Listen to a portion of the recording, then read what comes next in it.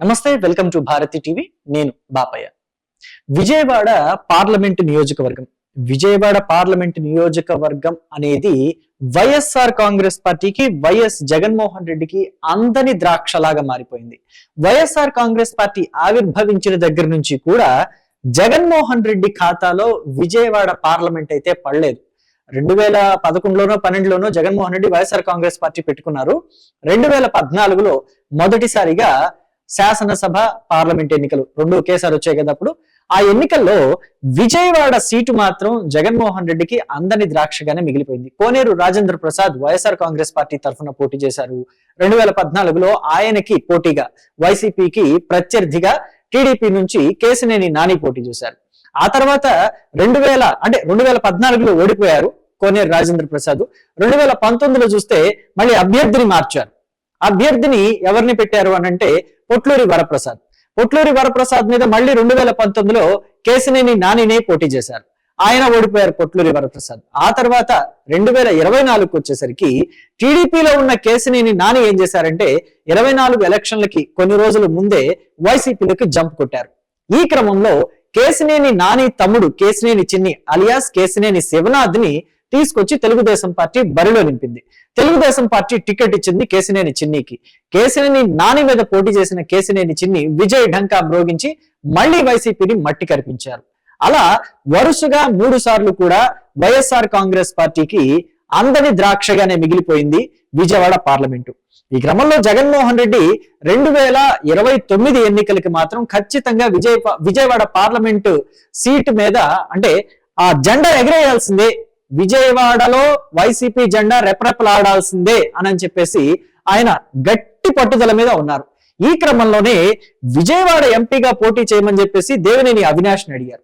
అవినాష్ ని అడిగినప్పుడు ఇది మాత్రం ఇంటర్నల్ సమాచారం. దేవినేని అవినాష్ ని విజయవాడ ఎంపీగా పోటీ చేయమన్నారు అని చెప్పేసి ఇది ఇంటర్నల్ సమాచారం. సో అయితే దేవినేని అవినాష్ మాత్రం అందుకు అంగీకరించలేదట. ఏంటయ్యా ప్రాబ్లం, నీ ప్రాబ్లం ఏంటి చెప్పు అని అంటే, ఇక్కడ చూశారు కదా జగన్ గారు, మీరు 2014లో కోనేరు రాజేంద్ర ప్రసాద్ కి టికెట్ ఇచ్చారు.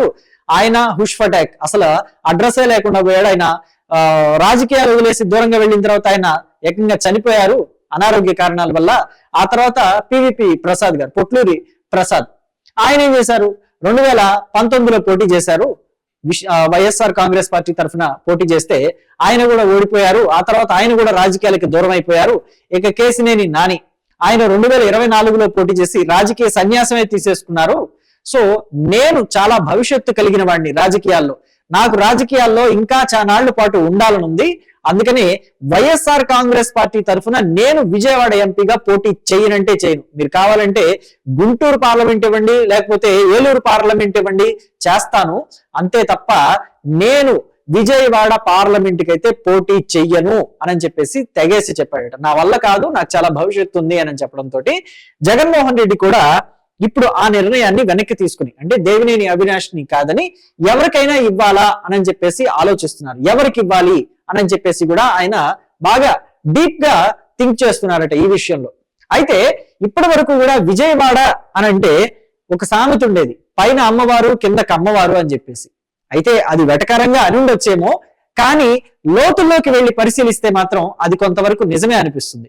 విజయవాడని మొత్తాన్ని ఏలింది కూడా ఎక్కువగా కమ్మ నాయకులే. విజయవాడ పార్లమెంటు స్థానంలో ఎక్కువగా కమ్మ సామాజిక వర్గానికి చెందిన వారే ఎక్కువగా నిలబడ్డారు, గెలిచింది కూడా వాళ్లే అని చెప్పేసి తెలుస్తుంది. అంటే పార్టీలు కూడా ఎక్కడికక్కడ కమ్మ సామాజిక వర్గానికే టికెట్లు ఇచ్చినట్టుగా కూడా మనం ఇక్కడ గమనించవచ్చు. ఇక్కడ చూడండి, 1989లో విద్యా చెన్నుపాటి అని ఉంది. సో వీళ్ళు కూడా కమ్మ సామాజిక వర్గానికి చెందిన వాళ్లే అని సమాచారం. అలాగే కాంగ్రెస్ పార్టీ అప్పట్లో టికెట్ ఇచ్చింది. సో 89లో ఎవరు పోటీ చేశారు టీడీపీ నుంచి? వడ్డే శోభనాద్రేశ్వరరావు. ఈయన కూడా కమ్మ సామాజిక వర్గానికి చెందిన వ్యక్తే. ఇంకా బాగా చెప్పాలంటే వడ్డే నవీన్ అని చెప్పేసి హీరో ఉన్నాడు చూసారా, ఆయనకి పెదనాన్నే అవుతాడు ఈయన. సో ఆ తర్వాత చూస్తే 1991 టీడీపీ నుంచి వడ్డే శోభనాద్రేశ్వరరావు గెలిస్తే కాంగ్రెస్ పార్టీ నుంచి విద్యా చెన్నుపాటి పోటీ చేసి ఓడిపోయారు. అంటే ఇద్దరికి కమ్మ వాళ్ళకి టికెట్లు ఇచ్చినాయి రెండు ప్రధాన పార్టీలు కూడా. ఆ తర్వాత 1996 కాంగ్రెస్ పార్టీ ఉపేంద్రకి టికెట్ ఇచ్చింది. ఆ తర్వాత టీడీపీ వచ్చేసి వడ్డే శోభనాద్రేశ్వరరావుకి టికెట్ ఇచ్చింది. ఉపేంద్ర గెలిచారు, పర్వతనేని ఉపేంద్ర. ఆయన కూడా కమ్మ సామాజిక వర్గమే. ఇక టీడీపీ కూడా కమ్మ సామాజిక వర్గానికి టికెట్ ఇచ్చింది, వడ్డే శోభనాద్రీశ్వరరావు. ఆ టైంలో 1996లో ఎన్టీఆర్ టీడీపీ అని చెప్పేసి లక్ష్మీ పార్వతి పెట్టారు చూసారా. ఆ ఎన్టీఆర్ టీడీపీ నుంచి రాజశేఖర్ దేవినేని, అంటే ఇప్పుడు దేవినేని అవినాష్ ఉన్నారు కదా, వాళ్ళ తండ్రి దేవినేని రాజశేఖర్ అలియాస్ దేవినేని నెహ్రూ అంటారు కదా, ఆయన పోటీ చేశారు. ముగ్గురు కమ్మ సామాజిక వర్గానికి చెందిన వాళ్లే. సో ఆ తర్వాత చూసుకుంటే 1998లో కాంగ్రెస్ పార్టీ నుంచి ఉపేంద్ర పోటీ చేశారు, పర్వతనేని. ఆ తర్వాత టీడీపీ నుంచి రమేష్, అయితే జై రమేష్ దాసరి జై రమేష్ అంటారు, ఈయన కూడా కమ్మ సామాజిక వర్గానికి చెందిన ఆయనే. విజయ్ ఎలక్ట్రికల్స్ ఓనర్ అని చెప్తారు ఆయన్ని. సో ఇక్కడ ఆయన ఓడిపోయారు. అలాగే వడ్డే రామకృష్ణ ప్రసాద్, ఈయన కూడా బీజేపీ నుంచి పోటీ చేసిన ఆయన కూడా కమ్మ సామాజిక వర్గమే. ముగ్గురు కమ్మ సామాజిక వర్గంలోనే ఈ 1998 ఎలక్షన్ లో కూడా. ఆ తర్వాత చూసుకుంటే 99లో టీడీపీ నుంచి గద్దె రామ్మోహన్ పోటీ చేశారు, కాంగ్రెస్ పార్టీ నుంచి పర్వతనేని ఉపేంద్ర పోటీ చేశారు. 1999లో ఎలక్షన్ లో కంటెస్ట్ చేసిన ఈ ఇద్దరు కూడా కమ్మ సామాజిక వర్గానికి చెందిన వాళ్ళే.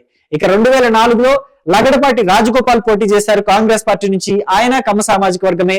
అశ్విని దత్, ప్రొడ్యూసర్ అశ్విని దత్ మీ అందరికి తెలిసిన వ్యక్తే, వైజయంతి మూవీస్ అధినేత, ఆయన కమ్మ సామాజిక వర్గమే, టీడీపీ నుంచి పోటీ చేసి ఓడిపోయారు. అలాగే నందేటి ప్రభాకర్ రావు అని చెప్పేసి బీఎస్పీ నుంచి పోటీ చేశారు. సో ఇలాగా ఎక్కువ శాతం కాంగ్రెస్ టీడీపీ బీజేపీ ఎక్కువ శాతం కమ్మ సామాజిక వర్గానికే టికెట్లు ఇస్తూ వచ్చాయి. అలాగే 2009లో చూసుకుంటే లగడపాటి రాజగోపాలే గెలిచారు మళ్ళీ కాంగ్రెస్ పార్టీ నుంచి. టీడీపీ ఎవరికి ఇచ్చింది? వల్లభనేని వంశీమోహన్ కి ఇచ్చింది 2009లో ఎంపీ టికెట్, ఆయన ఓడిపోయారు. రాజు చనుమోలు అని చెప్పేసి ప్రజారాజ్యం పార్టీ అప్పుడు ఎన్నికల్లో నిలిచింది కదా, చిరంజీవి పార్టీ పెట్టారు, మెగాస్టార్ చిరంజీవి. సో ఆయన చనుమోలు రాజు అని చెప్పేసి ఆయనకి ఇచ్చారు టికెట్. ఈయన కమ్మ సామాజిక వర్గం వ్యక్తే, చిరంజీవి కూడా కమ్మ సామాజిక వర్గానికి చెందిన వ్యక్తికే టికెట్ ఇచ్చాడు విజయవాడ పార్లమెంటు స్థానంలో. సో ఇలాగా ఎక్కువ శాతం మనం ఎక్కడ చూసినా గానీ విజయవాడ పార్లమెంట్ లో కేసినేని శ్రీనివాస్ అలియాజ్ నాని 2014, వైఎస్ఆర్ కాంగ్రెస్ పార్టీ నుంచి కోనేరు రాజేంద్ర ప్రసాద్, ఈయన కమ్మ సామాజిక వర్గమే 2014. అలాగే దేవినేని అవినాష్ కాంగ్రెస్ పార్టీ నుంచి, ఇప్పుడు వైఎస్ఆర్ కాంగ్రెస్ పార్టీలో ఉన్నారు కదా, ఎమ్మెల్యేగా పోటీ చేసి ఓడిపోయారు కదా విజయవాడలో. సో ఆయన 2014లో కాంగ్రెస్ పార్టీలో ఉండి ఆ పార్టీ నుంచి ఎంపీగా పోటీ చేసి ఓడిపోయారు, ఆయన కూడా కమ్మ సామాజిక వర్గమే, తెలిసిందేగా. ఇక 2019లో కేసినేని శ్రీనివాస్, అలాగే ప్రసాద్ వి పొట్లూరి 2019లో, ఈ ఇద్దరు కమ్మ సామాజిక వర్గానికి చెందిన వారే. అలాగే మీకు చూసుకుంటే 2024లో చూసుకుంటే కేసినేని శివనాథ్, ఈయన టీడీపీ నుంచి పోటీ చేశారు. కేసినేని శ్రీనివాస్, ఈయన వైఎస్ఆర్ కాంగ్రెస్ పార్టీ నుంచి పోటీ చేశారు. ఇద్దరు శివనాథ్ శ్రీనివాస్ ఇద్దరు అన్నదమ్ములే, ఒకే క్యాస్ట్. అలాగే కాంగ్రెస్ పార్టీ నుంచి వల్లూరు భార్గవ్ పోటీ చేశారు. సో ఇక్కడ వరకైతే అంటే టీడీపీ వైఎస్ఆర్ కాంగ్రెస్ పార్టీ ఇద్దరు కూడా 2024లో కమ్మ సామాజిక వర్గానికి చెందిన వాళ్ళకే టికెట్లు ఇచ్చారు అన్నది క్లియర్ గా అర్థమవుతుంది. ఎక్కువ శాతం విజయవాడ ఎంపీ కాన్స్టిట్యుయెన్సీలో పోటీ చేసిన వాళ్ళలో మేజర్ ఒక 99% ఎక్కడో ఒకటి అంటే బీఎస్పీ వాళ్ళు, లేకపోతే 2024లో కాంగ్రెస్ పార్టీ వాళ్ళు, ఇలాగ చూస్తే తప్ప మిగతా అంతా కూడా కమ్మ సామాజిక వర్గానికి టికెట్లు ఇచ్చారు. సో అందుకే వెటకారంగా పెట్టారేమో, పైన అమ్మవారు కిందకి అమ్మవారు అని చెప్పేసి, కానీ అది ఇక్కడ సెట్ అయింది. అయితే ఇక్కడ జగన్మోహన్ రెడ్డి 2029 ఎన్నికలకు మాత్రం కమ్మ సామాజిక వర్గానికి టికెట్ ఇవ్వద్దు అని ఫిక్స్ అయ్యారట. సో టికెట్ ఇచ్చినా గానీ ఓడిపోతున్నారు, పైగా వాళ్ళకు వాళ్ళు అవతల టీడీపీకే సపోర్ట్ చేసుకుంటున్నారు. సో ఇక్కడ మనకి వైసీపీకి అది అందని ద్రాక్షలాగా మిగిలిపోతుంది అని చెప్పేసి ఒక భావనలోకి జగన్మోహన్ రెడ్డి వెళ్ళారట. ఈ క్రమంలోనే జగన్మోహన్ రెడ్డి ఒక బీసీ సామాజిక వర్గానికి చెందిన వ్యక్తిని విజయవాడ పార్లమెంట్ లో పోటీ చేయించాలి అని చెప్పి డిసైడ్ అయ్యారట. మరి అది బీసీ సామాజిక వర్గానికి చెందిన వ్యక్తి అని అంటే ఆల్రెడీ బీసీలుగా జోగి రమేష్ లాంటి వాళ్ళు ఉన్నారు కదా వైఎస్ఆర్ కాంగ్రెస్ పార్టీలో, కృష్ణా జిల్లాలోనే, ఉమ్మడి కృష్ణా జిల్లాలోనే ఉన్నారు కదా, ఆయనకి ఏమైనా ఇస్తారా అంటే ఆయనకి ఇస్తారో లేదో డౌట్. కానీ పార్టీ వర్గాల నుంచి వినిపిస్తున్న మాట ఏంటంటే బీసీ సామాజిక వర్గం నుంచే ఒక యువనేతని తీసుకురావాలి, కొత్త వ్యక్తిని తీసుకొచ్చి నిలబెట్టాలి పార్లమెంట్ లో, విజయవాడ పార్లమెంట్ లో అని చెప్పేసి జగన్మోహన్ రెడ్డి ఆలోచన చేస్తున్నారట. ఇక్కడ బీసీలకు ఇవ్వటం వల్ల పోతే కమ్మ సామాజిక వర్గానికి చెందిన ఓట్లు పోతాయేమో, కానీ మనకి బీసీ ఓట్లు వస్తాయి, ఎస్సీ ఎస్టీ ఓట్లు కూడా పడతాయి అనే క్యాలిక్యులేషన్ లో జగన్మోహన్ రెడ్డి ఉన్నట్టుగా తెలుస్తుంది. మరి వైఎస్ జగన్మోహన్ రెడ్డి 2029లో విజయవాడ పార్లమెంట్ అసలు దక్కించుకోగలుగుతారా ఈసారైనా అవకాశం ఉంటుందా జగన్మోహన్ రెడ్డికి? వైఎస్ఆర్ కాంగ్రెస్ పార్టీకి 2029లో కూడా విజయవాడ పార్లమెంటు స్థానం అందని ద్రాక్షగానే మిగిలిపోతుందా? ఏం జరగబోతుందని మీరు అనుకుంటున్నారు? మీ అభిప్రాయాన్ని కమెంట్ బాక్స్ లో చెప్పండి. అలాగే మరొక విషయాన్ని కూడా చెప్పడం మర్చిపోకండి. విజయవాడ పార్లమెంట్ కాన్స్టిట్యుయెన్సీలో జగన్మోహన్ రెడ్డి ఒకవేళ బీసీ సామాజిక వర్గానికి చెందిన వ్యక్తికే టికెట్ ఇస్తే బీసీలు మొత్తం కూడా గంపగుత్తగా వైసీపీకి ఓటేస్తారని మీరు అనుకుంటున్నారా?